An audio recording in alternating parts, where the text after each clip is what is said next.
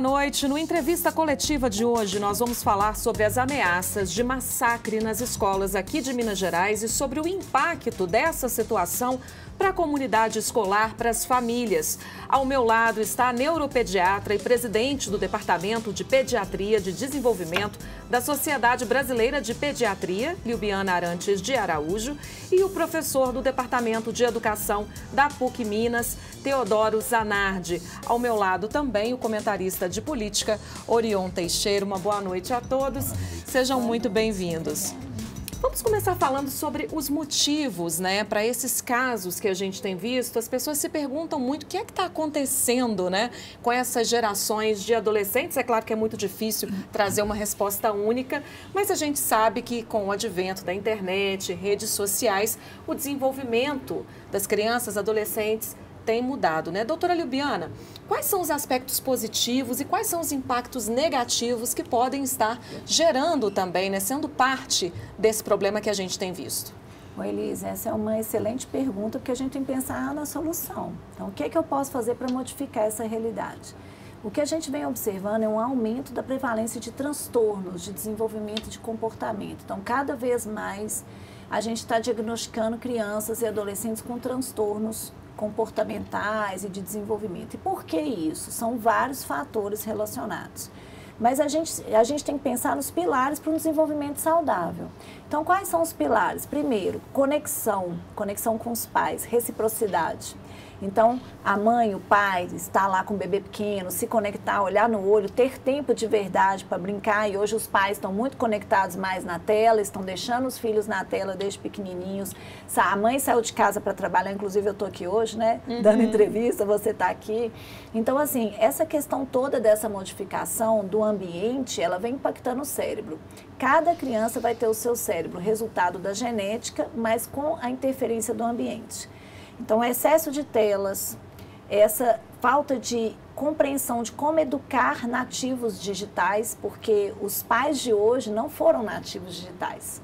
Então, houve essa transição da era industrial para a era das redes e do conhecimento e os pais ainda estão aprendendo como educar os filhos.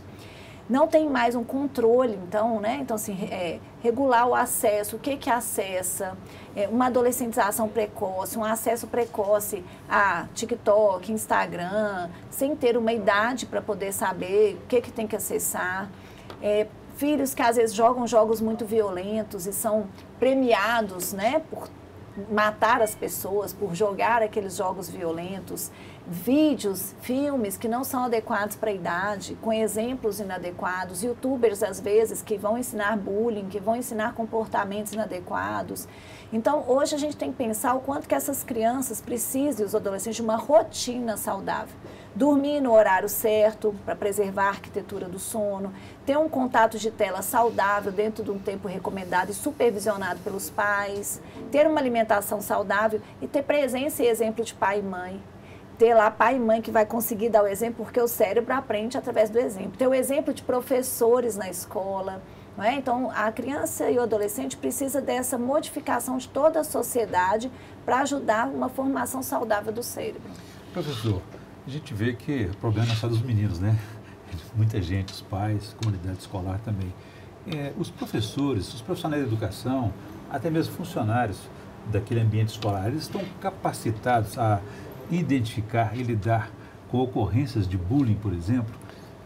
Eu acredito que sim. Nós hoje temos na formação de professores, tudo aquilo que é esse relacionamento com a infância, com a juventude, como a premissa da formação de professores. E ainda é necessário dizer que a própria legislação, a Lei de Diretriz e Base da Educação Nacional, atribui à escola e aos professores noticiar ao Conselho Tutelar eventuais casos que podem ocorrer dentro da escola de violência, de bullying. É claro que resolver isso no interior da escola é o mais importante.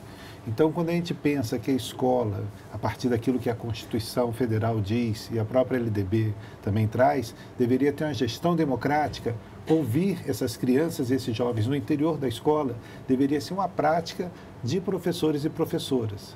pensar em assembleias com os jovens para cada vez mais percebermos e conhecermos essas juventudes, essas infâncias que frequentam a escola, seria uma das formas de compreendermos melhor esse momento que nós estamos vivendo. Professora, a gente conversava também aqui antes, né, nos bastidores, sobre o nosso modelo mesmo hoje, né, assim, social, econômico. A gente tem uma sociedade muito competitiva e as escolas muitas vezes absorvem essa filosofia, né, e levam isso para os alunos também. Isso potencializa esses problemas que a gente vê acontecendo? Nós presenciamos vários fatores, como já foi dito, né, que não estão dentro da escola. Entre outros, né, nós temos aí o aumento do discurso de ódio nas próprias redes, ou ainda a polarização que nós presenciamos na política, a questão da suspensão das aulas como fatores importantes para compreender o que nós estamos passando. Mas se a gente pegar o que se passa tradicionalmente dentro das escolas, com as competições entre os jovens, hierarquização, esse escalonamento que a gente faz de quem tem sucesso e quem não tem, isso também provoca um sentimento de animosidade. A escola deixa de ser um lugar de cuidado e acolhimento para se transformar num ambiente de competição. E isso, para pessoas em desenvolvimento, traz um risco para a formação. Era necessário repensar esse tipo de formação que nós estamos promovendo. Isso tem aparecido nos consultórios, doutora? Com certeza. Então, a gente tem atendido muitas crianças e adolescentes, cada vez mais. Quem mexe aí, quem trabalha com desenvolvimento infantil, a gente sabe que está aumentando a busca, e ainda bem que está aumentando a busca, porque também se a criança tem risco, ela precisa de ajuda. Mas o que a gente tem visto no consultório, no dia a dia, são famílias que muitas vezes estão perdidas, sem saber o que fazer. Famílias que às vezes estão muito absolvidas assim, para o trabalho, para o dia a dia, e também os pais nessas redes sociais, preocupados com outras questões, ou atribuindo a educação apenas à escola, sendo que a educação da criança, primariamente, ela vem do lar, ela vem desse exemplo de pai e mãe, e depois essa parceria da escola com a família. E as famílias chegam, então, muito perdidas, sem saber o que fazer. Muitas vezes chegam lá achando que o menino tem um diagnóstico de algum transtorno, e, na verdade, é uma falta de rotina. Então, é falta de dormir no horário certo, de ter uma atividade física, de ter atividade ao ar livre, de ter uma presença de conversa, de diálogo com os pais, de ter brincadeiras, porque a criança precisa de brincar. Então, de ter momentos significativos no dia a dia. E aí, a gente organizando a rotina, muitas vezes esse menino já se regula. Então, na maior parte dos casos, a criança que chega para a gente não é uma criança que realmente vai ter um transtorno.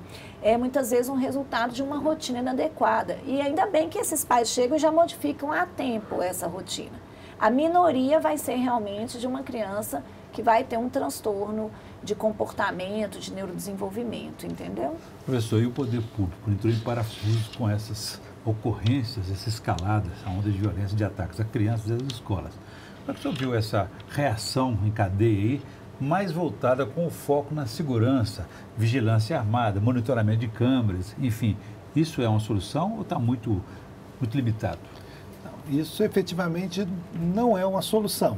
Pode até fazer parte daquilo que é uma busca para dar um sentimento de segurança às famílias, à comunidade.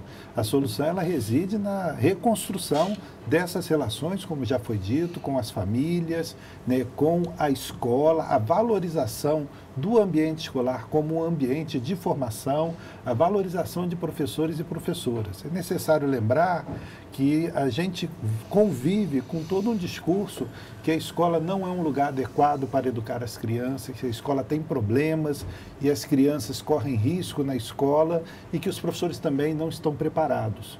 Obviamente, todo esse discurso atinge a credibilidade que essa instituição tem.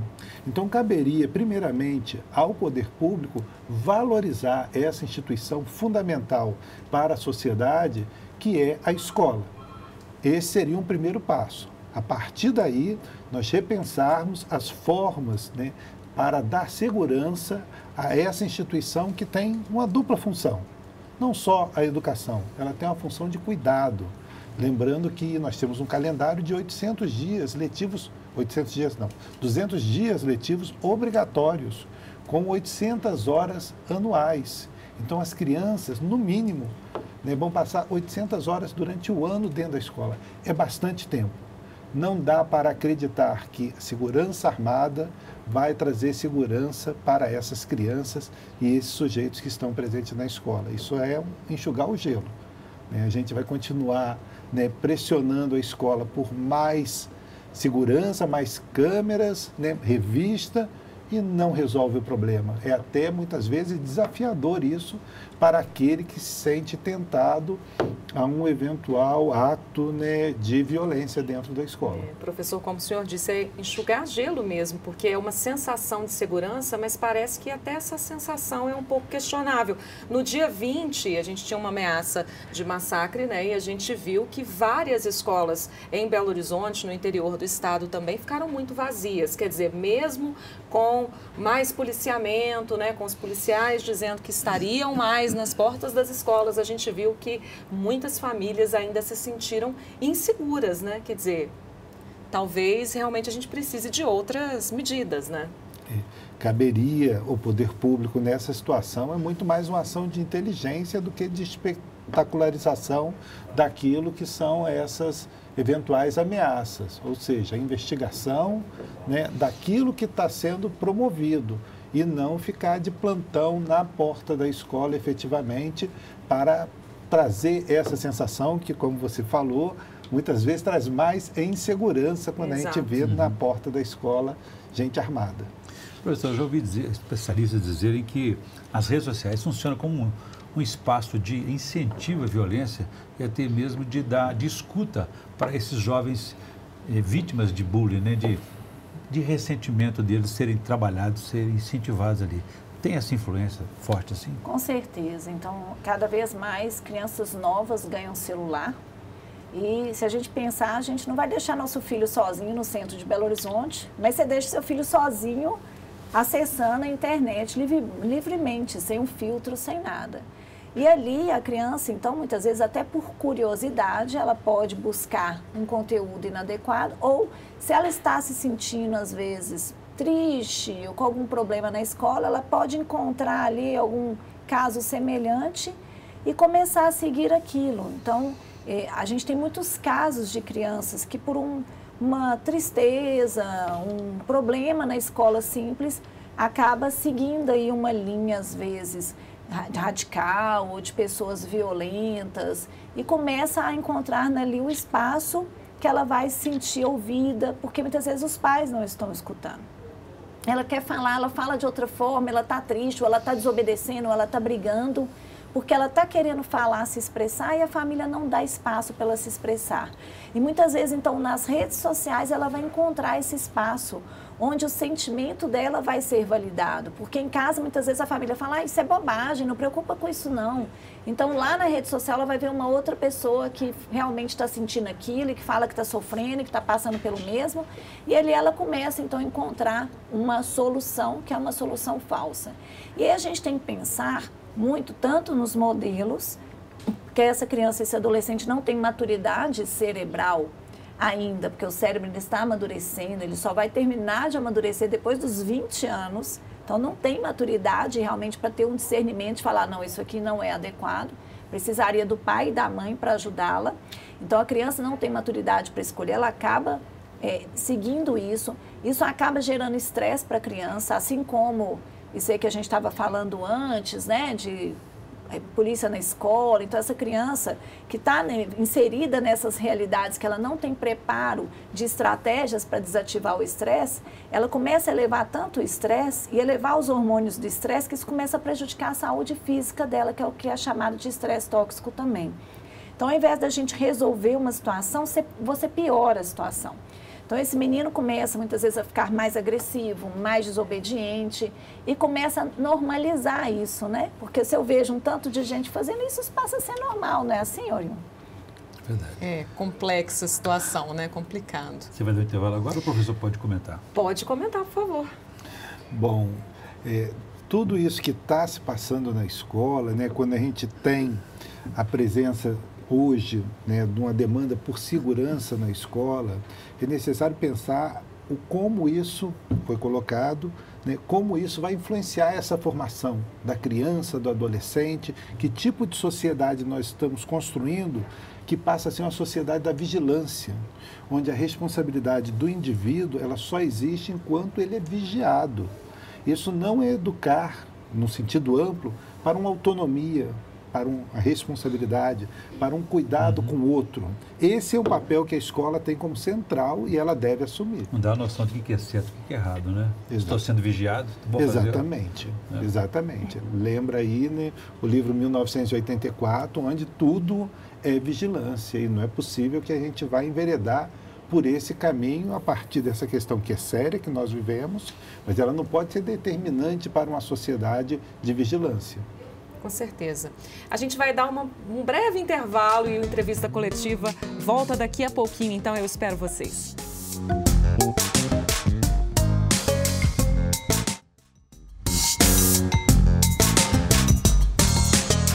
Aqui com entrevista coletiva, hoje falando sobre os impactos, né, das ameaças de massacre nas escolas aqui do estado. Doutora Lilbiana, a gente estava falando, né, você citou o estresse tóxico. Fala um pouquinho mais sobre isso pra gente. Como é que se dá? O que acontece? Elis, o estresse ele é dividido em positivo, tolerável ou tóxico. Então, nem todo estresse é tóxico. Quando a criança entra lá na escola no início, que ela chora, isso aí vai ser positivo porque vai desenvolver nela resiliência, capacidade de adaptação. O estresse, quando ele é muito elevado ou ele é contínuo, igual assim, muitos pais nesse momento começaram a falar muito com os filhos, se acontecer isso, você deve agir assim, você deve agir assado, tentando com uma intenção positiva de ajudar o seu filho, mas na verdade criando ali um medo, uma insegurança. Essa criança, por exemplo, que vai na escola e vê que tem uma vigilância aumentada, que tem um tanto de gente ali preocupado em tentar, através do medo, não é, educar a população, educar as crianças, isso vai gerando uma situação de elevação de hormônios do estresse. E quando isso acontece diariamente ou quando é muito elevado, a criança não tem estratégia para desativar. E aí esses hormônios elevados, eles causam prejuízo na formação do cérebro, porque o cérebro está se formando. Né, Orion? Aquelas conexões sinápticas entre um neurônio e outro estão se formando e é a partir daí que a criança vai aprender. E aí você imagina, a escola é um ambiente onde a criança precisa de aprender. Aí ela vai para a escola com medo. O cérebro com medo, ele não aprende. Tá? Então, ele não vai conseguir ter um ambiente adequado para aprender. E esse cérebro, então, dessa criança que está com medo, com essa elevação de hormônios de estresse, ao invés de formar conexões na escola, vai perder conexões. Então, ao invés da gente criar um medo na criança de algo que, por exemplo, nem aconteceu lá no dia 20, a gente criou um problema real diário dentro de casa e dentro da escola de algo que era verdadeiro, que é assim, o medo, a insegurança, a ansiedade. A escola, gente, ela é a solução do problema, ela não é o problema. É escola e família. Então, é ali que a criança, então, tem que aprender com resiliência, aproveitar essa oportunidade para falar como que a gente deve agir diante de condições adversas, como que a gente pode ter inteligência emocional e desenvolver resiliência. Doutora, como então falar, né, com essas crianças, explicar o que está acontecendo, seja para uma criança, para um adolescente, porque depende da fase da vida também, né? Primeiro, a gente precisa ouvir a criança e o adolescente, porque muitos pais acham que o filho não sabe nada e, na verdade, o filho está ali na escola com os coleguinhas, tem coleguinhas que acessam todo tipo de conteúdo e eles acabam falando de tudo. Então, primeiro, dá espaço para o seu filho falar. Então, várias famílias falaram, não, meu filho não está sabendo não, e na hora que eu perguntava para a criança estava sabendo muito mais do que o pai e a mãe. Então, partindo do princípio de ouvir o filho e entender que ele já sabe, eu vou dar esse suporte. Então, primeiro eu vou acolher o que ele está falando e validar o sentimento dele. Eu não vou falar que é bobagem, que não tem que preocupar-se com isso. Então, o que você ouviu? O que você pensa sobre isso? O que você acha que devia ser feito? Porque aí você traz para o seu filho uma capacidade dele desenvolver uma inteligência, uma resiliência, uma solução de problemas diante de uma adversidade. E a partir daí você pode, então, estar conversando e guiando ele para ele entender isso, que a gente tem que pensar positivo, que a gente tem que ter atitudes do bem e que a gente está exposto mesmo a acontecer problemas, mas que a gente tem que tomar cuidado para não ser levado por esse efeito manada, que todo mundo fala uma coisa e eu vou seguir sem raciocinar, e dar esse pai e essa mãe, dar espaço para a criança confiar neles. Claro, então assim, imagina, se você tem o cérebro primitivo ativado quando você tem uma ameaça. Você treinar uma criança, na hora ela não vai lembrar de nada. Se acontecesse, né, eu vou treinar você, porque quando você for assaltado, você vai saber.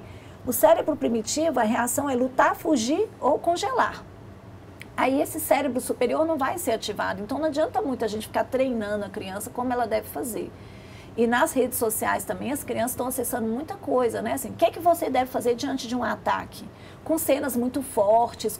Então os pais precisam de saber o que está acontecendo, observar os acessos dos filhos, dar espaço para dialogar, validar o sentimento e dar o exemplo também, né? Mostrar como você deve enfrentar uma adversidade. E a escola também, por sua vez, tentar observar esses grupinhos de criança que estão compartilhando, às vezes, um conteúdo, sem brigar, mas trazendo para perto, trazendo, então, vamos fazer disso um espaço para a gente discutir com o apoio dos professores. Professor, além das medidas de segurança e outras do tipo de conciliação de conflitos, né, trabalhar os conflitos entre os meninos, a gente percebe que é importante também a regulação das redes sociais. Nesse mundo virtual, parece inadiável e não tem nada a ver com a discussão de liberdade de expressão. Nós vimos recentemente que não só os meninos, mas os adultos também se envolvem, são às vezes manipulados, são influenciados pelas redes sociais, aí, seja com desinformação, com fake news, ou outras mensagens não muito saudáveis, né? Como é que o senhor avalia a questão das redes sociais? Bom, essa relação das redes sociais, da própria internet, com a educação, com a escola, ela precisa ser repensada, né? Ser repensada primeiro, porque a gente deve buscar entender que o principal lugar de formação das nossas crianças é o âmbito familiar e o âmbito escolar. A internet é um campo sem controle. As redes sociais, elas não trazem efetivamente, né, elas até podem dar suporte, mas elas não são aquelas redes que vão dar a formação que a gente deseja para nossas crianças, para os nossos jovens. Essa relação da internet com a escola é uma relação importante hoje, porque ela é uma fonte de informação. Igual na nossa época nós tivemos as enciclopédias, né, que iam dar essa formação. Hoje a internet ela vai ter um papel importante, mas saber o que os jovens e as crianças acessam é fundamental e se mostrou inadiável, urgente, necessário essa forma de verificar. Mas cabe também, aí nesse sentido, à escola indicar quais são os lugares que vão dar um suporte a uma formação adequada, assim como os pais, né? Não podemos desvalorizar aquilo que é trazido por esse suporte que a internet nos dá. Mas, por outro lado, as crianças vão precisar ser educadas para fazerem as buscas. A gente tem que ter uma educação voltada para a utilização das tecnologias. A tecnologia ela é um instrumento. Em si, ela não é boa nem ruim.